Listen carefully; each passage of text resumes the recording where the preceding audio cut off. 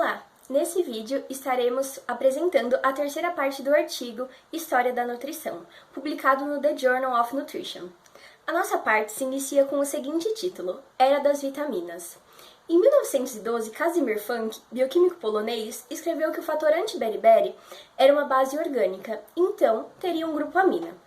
A partir dessas conclusões, também começou a sugerir que outras doenças, como pellagra, escorbuto e raquitismo, eram causadas por deficiências de outros fatores que ainda não eram conhecidos. Para ele, todos esses fatores eram semelhantes quimicamente e teriam também o mesmo caráter básico, seriam aminas vitais, vital amines.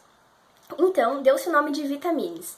A hipótese a respeito dessa estrutura química foi refutada alguns anos depois, e por isso o E da palavra em inglês acabou sendo eliminado. Antes de Casimir criar suas hipóteses em 1912, outros médicos pesquisadores bioquímicos entre 1800 e 1900 já falavam no Sri Lanka e também em Londres que a causa de uma série de doenças era uma dieta pobre em nutrientes e que a solução seria uma dieta advinda de alimentos frescos que continham uma combinação química intrigante de nutrientes, necessários em pequenas quantidades. Até então, a maioria das pesquisas eram feitas com base em uma dieta natural associada a uma doença específica. Porém, para um bioquímico chamado McCollum, essa prática não era investigativa, então ela não revelaria princípios básicos da nutrição. Sendo assim, ele começou a trabalhar com dietas purificadas, preparadas apenas com macronutrientes e minerais. Seriam dietas deficientes em qualquer tipo de vitamina que ainda não era descoberta. A missão seria descobrir combinações de suplementos que restaurariam a saúde. McCollum leu diversos livros e percebeu que em boa parte deles, dietas purificadas administradas em animais não conseguiam manter esses animais. Na época, ele não encontrou muitas informações que já tinham sido descobertas, porque na verdade os pesquisadores, apesar de saberem da existência de tais fatores que seriam as vitaminas, não encontravam. Então acabavam publicando seus resultados em jornais e revistas. Bom, dos ensaios conduzidos por ele, podemos ressaltar um experimento em ratos, no qual se especulava que o fósforo fornecido na dieta precisava ser na forma de ácidos nucleicos. Para testar isso, ele alimentou 3 ratos com uma dieta imposta. Como resultado, foi observado que todos os ratos perderam peso, e depois de uma semana, eles não tinham mais apetite. Para testar se o problema não era a palatabilidade da dieta, McCollum tentou adicionar sabores, como banana e bacon, e acabou concluindo que realmente esse era o problema da dieta, a falta de palatabilidade para os animais. Com os resultados dessa mesma pesquisa, referentes a balanço de fósforo, ele percebeu que os ratos sintetizavam seus próprios ácidos nucleicos. Falando de vitaminas, nós não podemos deixar de mencionar Roland Hopkins, professor de bioquímica da Universidade de Cambridge, que foi provavelmente o primeiro a verificar que as dietas purificadas poderiam causar doenças no ser humano. Porém, como não encontrou o fator, ele pensou que seus achados não seriam levados a sério, não seriam relevantes. Isso foi o que ele disse em 1929, quando ele recebeu o Nobel de Medicina por ter descoberto as vitaminas. O McCollum, então, ele começou a usar a caseína como fonte de proteína purificada sem se preocupar com o fósforo. Eles cresciam, mas então em dado momento eles paravam de crescer, em alguns casos eles até perdiam peso. O crescimento ele recomeçava se os ratos recebiam 1 grama de extrato de ovo em dias alternados. Eles também perceberam que se a gordura da manteiga fosse saponificada e a emulsão fosse agitada com azeite de oliva, o azeite de oliva reativaria o crescimento dos ratos e isso sugeria que o fator ativo era não saponificável e solúvel em gordura. Então eles concluíram que os ratos precisavam de uma coisa que eles chamaram de fator A, que era solúvel em gordura, e outra coisa que eles chamaram de fator B, que era solúvel em água. Também foi nessa mesma época que foi notada a deficiência do fator A, e isso resultou em oftalmia grave. Agora a gente vai falar um pouquinho sobre raquitismo e vitamina D. Um grupo da Escola de Medicina Escocesa ele percebeu que os filhotes alimentados com pão ou aveia com leite integral desenvolviam raquitismo se eles ficavam dentro de casa, mas não se eles fossem levados para caminhar ao ar livre. Mas aí um outro pesquisador inglês, ele relatou em 1921 que ele tinha produzido raquitismo em cachorros e ele manteve eles dentro de casa, mas deu manteiga e óleo de fígado de bacalhau. Então surgiu uma divergência e um impasse. Essa polêmica foi resolvida depois da Primeira Guerra Mundial, quando aconteceu uma grande escassez de alimentos na Europa Central e um grupo de cientistas foi para Viena, onde tinha muitos casos de raquitismo, e eles conseguiram demonstrar com raio-x e pesquisa que ambas as condutas estavam corretas. A partir daí, muitos grupos tentaram determinar que fator que era esse que poderia ser ativado desse jeito, e em 1931 surgiu o conceito de vitamina D. Sobre a vitamina C, é legal pontuar que pela primeira vez uma mulher é mencionada nessa história. A Harriet, não sei muito bem falar o nome dela, que é um nome complicado, mas ela demonstrou que o leite de vaca tinha apenas uma baixa atividade para curar o escorbuto. Na pesquisa, porquinhos da Índia recebiam uma dieta com leite de aveia e eles se mantinham saudáveis. Mas se esse leite de aveia azedava, eles não comiam. Então os pesquisadores, dessa pesquisa, eles perceberam que o escorbuto ele aparecia quando o leite era autoclavado, para evitar que ele apodrecesse, eles autoclavavam, e esse leite, que aparentemente perdia a maior parte da atividade da vitamina C, ele causava o escorbuto nos animais. Nessa época já existia suspeita de que o suco de limão comercial não era tão eficaz também contra o escorbuto, da mesma maneira que a fruta ou o suco feito na hora. Só em 1928, outros pesquisadores que estavam pesquisando outras coisas conseguiram, de fato e por acaso, isolar a vitamina C e determinar sua estrutura molecular. Então, falando sobre beriberi e vitamina B. Como já vimos, Michael Collor ele produziu sinais de polionerite em ratos, usando dietas purificadas como uma fonte de vitamina A, e caracterizou o antiberiberi como fator de vitamina B. Então, foi percebido que essa levedura autoclavada, embora tivesse perdido a atividade antineurite, ela ainda promoveu o crescimento em ratos, de modo que deve conter um segundo fator. Então, eles chamaram de vitamina B1 e vitamina B2. Eles fizeram um experimento com pequenos pássaros, alimentando então com arroz lavado e suplemento com óleo de fígado de bacalhau, e eles conseguiram resultado e conseguiram curar um pombo deficiente. Então, o próximo problema era determinar os cloreto de sal, que tinha uma forma empírica que era C12H18 Cl2N4. Então, finalmente eles alcançaram um composto biologicamente ativo e sintetizado. Então, a partir daí, ele foi chamada de tiamina, como a vitamina contendo enxofre. Pelagra nos Estados Unidos. A pelagra é uma doença caracterizada pela dermatite nas áreas expostas à luz do sol e distúrbios gastrointestinais e mentais. Então, a pelagra se espalhou por muitas partes do sul e havia várias ideias do que causava a doença. Uma das hipóteses era na Itália, onde teve muito tempo um problema que era o milho, que ele estava danificado, ele estava seco, inadequado, então ele tornou mofado, então daí entraram fungos patogênicos. Depois a outra hipótese ocorreu quando principalmente nas áreas mais pobres tinham moscas e elas entraram em ambientes externos com um local inadequado. Em seguida, elas transportavam então os excrementos para os alimentos preparados na cozinha. Ácido fólico. A trilha para a descoberta desta vitamina começou na Índia, para investigar a anemia macrocítica, células grandes na gravidez mais comumente observada nas mulheres muçulmanas. Então, depois de não conseguir associar a doença com infecção ou deficiência de vitamina A e C, eles descobriram que a levedura, que era o extrato proprietário da marca Marmite, foram altamente eficazes na cura da condição. Pacientes com anemia perniciosa não tinham efeito, então eles relacionaram também o espinafre e chamaram de ácido fólico porque veio da folhagem. Então esses materiais eram também ativos no tratamento da anemia experimental. Outras vitaminas. As primeiras vitaminas descobertas usando pintinhos, fermentos, lactobacilos e ratos. Em 1937, o ácido pantônico, a biotina, foram adicionados então à lista das vitaminas solúveis em água. A colina também foi reconhecida como essencial para as aves. E a existência então de outros fatores, incluindo a B4, B10, B11, foi reivindicada, então abandonada silenciosamente. A maioria das descobertas das vitaminas ocorriam quando os sintomas de suas carências apareciam. Assim, a administração de determinados alimentos permitiam que esses sintomas fossem revertidos, e a partir desses alimentos as vitaminas eram isoladas e sintetizadas. Durante a Segunda Guerra Mundial, em um orfanato dinamarquês, 8 crianças desenvolveram xeroftalmia por ausência de vitamina A em sua dieta. Essa condição só foi revertida depois da administração de óleo de fígado de bacalhau. E a partir deste alimento, em 1939, a vitamina A foi isolada e posteriormente sintetizada.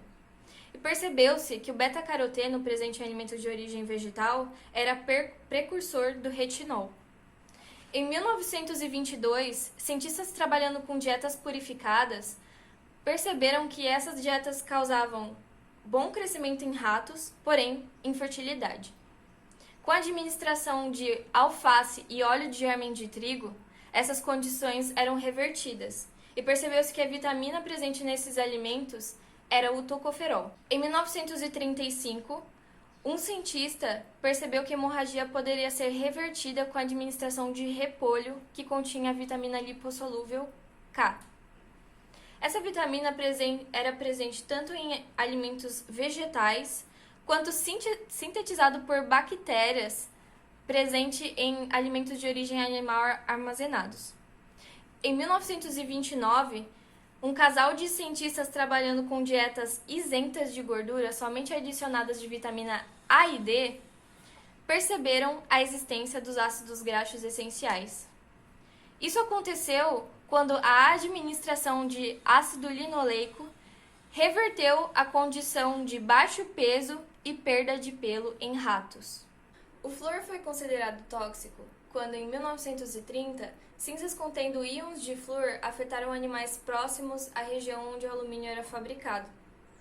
A fluoretação da água apresentou bastante resistência. Por um lado, enquanto pessoas que moravam em regiões onde a fluoretação da água era alta, apresentavam manchas no esmalte dentário, enquanto pessoas que moravam em regiões onde a fluoretação era escassa apresentavam mais cáries dentárias. Já na década de 20, enquanto muitos pesquisadores procuravam a melhor dieta para aumentar o crescimento em modelo animal, em 1927, um cientista trabalhando com Mendel percebeu que a vida de ratos machos poderia ser estendida através da restrição alimentar no primeiro e segundo anos de vida. Assim, um crescimento mais lento favorecia a longevidade. Inicialmente, em relação às proteínas, então o objetivo era investigar o valor nutricional das diferentes proteínas, que a gente pode considerar também sendo como um aminograma. Osborne e Mendel, então eles já tinham descoberto a gliadina, que é a proteína do trigo, e também a zeína, que é a proteína do milho. Porém, em relação à gliadina, eles observaram que o crescimento dos animais alimentados com ela era mais lento em comparação com os animais alimentados com a caseína. E sobre a zeína, eles observaram que tinha uma carência dos aminoácidos triptofano e lisina. Com isso, então, eles concluíram que deveriam haver aminoácidos que eles realmente eram essenciais para o crescimento adequado e desenvolvimento adequado desses animais. Então, assim, surge esse conceito de aminoácidos essenciais. Em relação ao valor das proteínas, somente tempos depois foi determinado que dependia, então, da digestibilidade e do equilíbrio de aminoácidos. Para investigar, então, sobre as proteínas, eles utilizavam análises químicas, só que essas análises químicas, elas tinham limitadores, elas eram muito lentas e sujeitas a interferências. E na década de 40, então, foi desenvolvidos métodos microbiológicos que eles aproveitavam necessidades de lactobacilos. E então foi um avanço nas pesquisas de proteínas que eles puderam utilizar esse novo método. Em 1930, William Rose ele começa, então, a pesquisa sobre os aminoácidos, quais seriam essenciais para o crescimento e desenvolvimento adequado. Então, ele utilizou a mistura de aminoácidos que sustentassem um bom crescimento em ratos. Ele começou com 19 aminoácidos conhecidos, porém sem resultados, os animais não conseguiam crescer. Eles não continham metionina, que já tinha sido descoberta em 1930 do crescimento de bactérias, utilizando a metionina.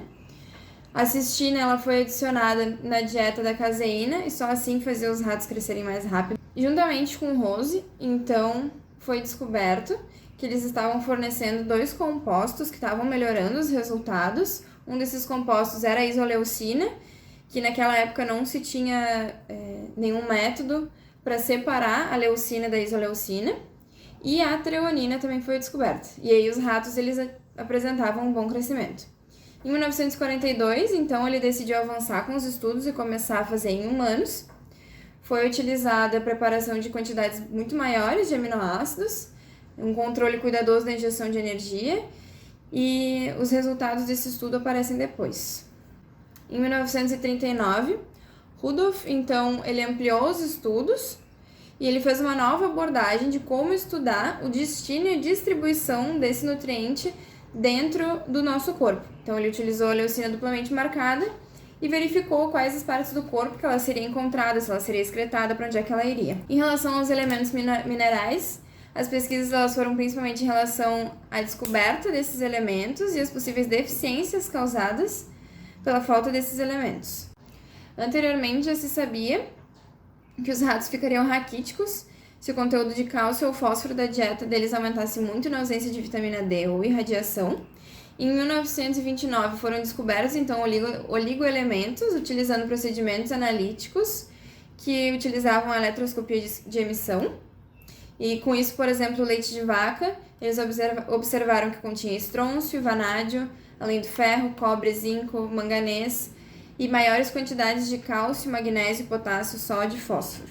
E o cloro e o iodo eles foram encontrados utilizando outros procedimentos. Eles já tinham claro, então, que os elementos que mais apareciam, que eram mais abundantes, eles seriam os essenciais para os humanos. Então, só se restava saber quais eram os possíveis requisitos para esses oligoelementos. Sobre o cobre, então, se sabia que ele era necessário para a produção de hemoglobina em ratos com dietas purificadas. Em 1931, a deficiência do cobre ela foi responsável por doença característica que ocorria em bovinos. O manganês, em 1931, foi feita dieta com mais baixo teor de manganês. E os ratos eles cresceram normalmente, porém eles tinham um prejuízo reprodutivo. Os machos eles eram estéreis e com degeneração testicular, e as fêmeas elas se reproduziam quando elas eram acasaladas com machos normais, mas elas eram incapazes de amamentar os seus filhotes. A gente também teve caso de deficiência que resultou numa deformidade incapacitante em ossos de aves relacionada ao manganês. Sobre o magnésio, havia uma condição característica de tetania em ratos, com a deficiência de magnésio, e ocorria também que o gado alimentado com pasto, que às vezes apresentava tetania, ele era responsivo à dosagem de sais de magnésio, mesmo quando aparentemente as quantidades de magnésio no sangue pareciam normais. Sobre o zinco, a deficiência dele, os ratos eles apresentavam um crescimento lento e perda de cabelo, mas a princípio não tinha nenhum problema maior. Sobre o cobalto, ela foi reconhecida em 1937 a deficiência, mas só mais tarde foi reconhecido os efeitos dela. Sobre o ferro, era um problema muito pequeno em relação à criação de animais, porque eles estavam sempre presentes em solos ricos em ferro. Em 1937 foi observado então que quando os humanos traziam porcas para dar à luz em casa, os leitões eles tinham uma taxa de mortalidade muito maior. E aí foi descoberto que era por causa de anemia, por causa de deficiência de ferro. E eles acreditavam então que esses leitões, quando eles estavam no habitat dele normal, eles, além deles estarem ali presentes no solo, eles também tinham a presença das fezes, que poderiam ser ricas nesses nutrientes. E esse caso então ele foi resolvido utilizando a suplementação das mães. Em 1937 também, Robert e Elsie concluíram que os humanos eles tinham pouca ou nenhuma capacidade de excretar o ferro e que deveria haver um mecanismo que regulasse a absorção de acordo com a necessidade do organismo. Sobre o iodo, ele está presente, concentrado na glândula tireoide. Se sabia que quem tinha o bócio aumentado tinha um baixo teor de iodo. Em 1917 foi feito um grande estudo com suplementação de iodo e posteriormente esse estudo serviu de base então para a utilização de sal iodado no mundo inteiro. Produziu então uma resolução do problema com a utilização do iodo e sem evidência de nenhum dano. O estudo desse artigo permitiu conhecer a descoberta e como se deu a evolução do conhecimento acerca de vitaminas, proteínas e minerais. Muitos pesquisadores se dedicaram por anos em pesquisas e muitos estudos foram conduzidos, embora muitos deles com resultados inconclusivos, mas que mais tarde foram utilizados para construir os conceitos que temos hoje. O conhecimento de macro e micronutrientes da dietoterapia sempre se deu em prol da promoção da saúde para os seres humanos, tendo em vista a qualidade de vida para as populações.